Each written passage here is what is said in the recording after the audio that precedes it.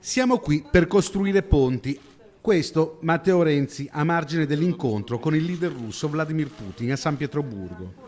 Le dichiarazioni del primo ministro fanno ben sperare. I dazi che l'Unione Europea ha posto dopo la crisi della Crimea hanno colpito molto forte anche il comparto dell'export veneto. Il governatore Luca Zaia, pochi mesi fa, stimava in oltre 1 miliardo di euro il danno creato da queste sanzioni. Ora, dopo l'incontro di San Pietroburgo, sembra che qualcosa si stia muovendo. Ha fatto molto bene il Presidente Renzi ad dare una disponibilità.